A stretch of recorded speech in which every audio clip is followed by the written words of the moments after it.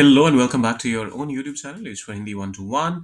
Channel पर अगर आप नए हैं तो सब्सक्राइब लाइक और शेयर कर दीजिएगा। और अगर आप काफ़ी दिनों से जुड़े हुए हैं तो आपको पता है कि ऑफ लेट में वीडियोस नहीं डाल पा रहा था। उसके लिए माफ़ी चाहूँगा। पर्सनल चीज़ें कुछ होती हैं जिसकी वजह से कई बार आप चाह कर भी कुछ चीज़ें नहीं कर पाते। खैर, उनको करते हैं साइड में और ये 202nd वीडियो है एडवांस्ड इंग्लिश स्ट्रक्चर का, उसकी करते हैं शुरुआत। यहाँ हम बात करते हैं किसी चीज़ को जज करने के बारे में। देखिए, जब आपको कोई चीज़ देखकर ऐसा लगता है कि कोई दूसरी बात है, जैसे उसकी मुस्कान देखकर लगता है कि वो बहुत खुश है, तो आप जज ही तो कर रहे हैं। अब इसको स्ट्रक्चर में कैसे इस्तेमाल करेंगे? Judging by. आप चाहें तो इसके बदले गोइंग बाय का भी इस्तेमाल कर सकते हैं। और इसके अलावा एक और तीसरा तरीका भी है, लेकिन वो आपको हो सकता है कंफ्यूज कर दे। इस तीसरे तरीके में हम कहते हैं फ्रॉम द लुक्स ऑफ। अभी फिलहाल हम जजिंग बाय का इस्तेमाल करेंगे। और इसको अल्टरनेटिवली अगर आप जब भी चाहें तो इसको रिप्लेस कर सकते हैं गोइंग बाय के साथ भी। ये इतने सिमिलर हैं मीनिंग में। अब सबसे पहले तो आप जजिंग बाय कहते हैं, फिर एक नाउन का इस्तेमाल करते हैं और फिर आगे का जो भी क्लॉज होता है आप वो कहते हैं। तो करते हैं इसके बेसिस पर ये सारे translations.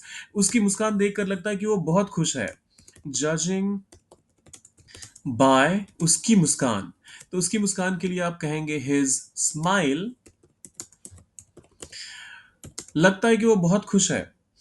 He is really happy. अब आप में से बहुत सारे लोगों को लगेगा कि लगता है कि लिए हमने अलग से सीम्स का इस्तेमाल नहीं किया। देखिए, जजिंग बाय का मतलब ही होता है किसी चीज को देखकर कोई एक आप अपने हिसाब से जो परसेप्शन बनाते हैं अपने जहन में, एक जो नोशन आता है आपके जहन में, आप उसकी बात करते हैं। तो यहाँ पे अलग से सीम का इस्तेमाल करना जरूरी नहीं है। लेकिन एक इंटरेस्टिंग बात है कि अगर आप कह भी देते हैं तो ग्रामेटिकली आपका सेंटेंस करेक्ट नहीं, इनकरेक्ट नहीं माना जाता। सो यहाँ पर ही इज रियली हैप्पी के बदले अगर आप ही सीम्स रियली हैप्पी कहते हैं तो वो भी करेक्ट है। आपकी मर्जी है, आप दोनों में से कोई भी तरीका इस्तेमाल कर सकते हैं। So judging by his smile he seems really happy, या फिर judging by his smile he is really happy. उसके अब तो बाकी सारे फटाफट हो जाएंगे। उसके कपड़े देखकर लगता है कि वो कहीं पार्टी में जा रहा है। जजिंग बाय हिज, अरे एक जी यहाँ पर मिस हो गया। सो जजिंग बाय हिज क्लोथ्स, लगता है कि वो कहीं पार्टी में जा रहा है। ही इज गोइंग, अब देखिए, he is going in a party, party में जा रहा है। इसको देखकर बहुत सारे लोगों को लगेगा कि he is going in a party कहना चाहिए, लेकिन वो गलत होगा। आप गो के मतलब पार्टी के केस में आप गोइंग टू अ पार्टी कहते हैं हमेशा। आप चाहें तो गोइंग टू के बदले हेडिंग टू अ पार्टी भी कह सकते हैं, स्पेशली अगर आप यहाँ पर जजिंग के बदले गोइंग का इस्तेमाल करते हैं तो। So judging by his clothes, फिर तो ठीक है is going to a party, लेकिन अगर आप going by his clothes is going to a party, वो थोड़ा सा रेपिटेटिव लगेगा। तो उस केस में आप heading he is headed to a party कह दीजिएगा, वो ज्यादा अप्रोप्रिएट होगा उस केस में। उसके चेहरे के हाव भाव, हाव भाव का मतलब होता है एक्सप्रेशन।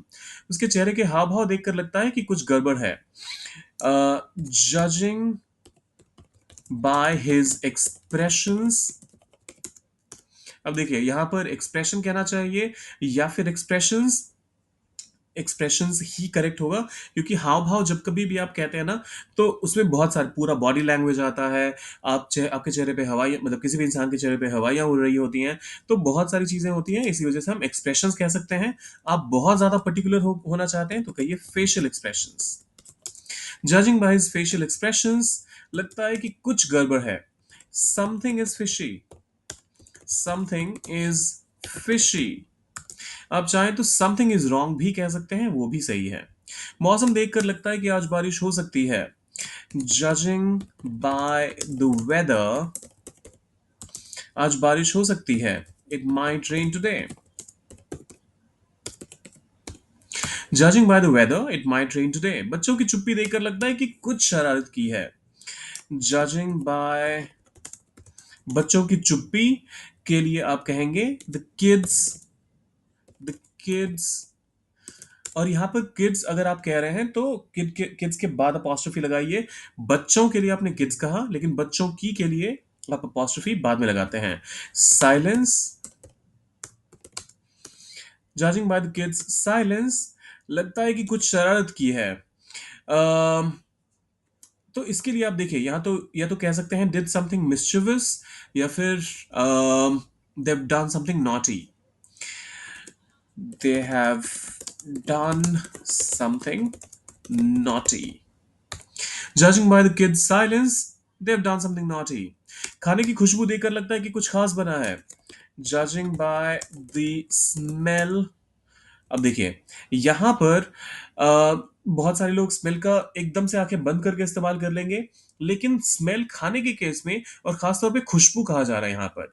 अगर बैड ऑर्डर होता है तो उस केस में आप अगर स्मेल कहते भी हैं तो भी चलेगा, लेकिन यहाँ खुशबू कहा जा रहा है और खाने की खुशबू के लिए आप अरोमा वर्ड का इस्तेमाल करते हैं, तो ज्यादा अच्छा कंसिडर किया जाएगा, ज्यादा अप्रोप्रिएट कंसिडर किया जाएगा। सो जजिंग बाय द अरोमा, लगता है कि कुछ खास बना है। समथिंग स्पेशल, समथिंग स्पेशल, कुछ खास बना है। अब खुद से तो नहीं बना होगा, तो मैं यहां पैसिव फॉर्म यूज कर लेता हूं, is cooked. Judging by the aroma something special is cooked. उसकी चाल देखकर लगता है कि वो घायल है।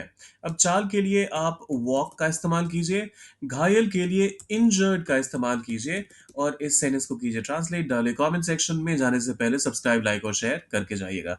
मिलते हैं जल्दी।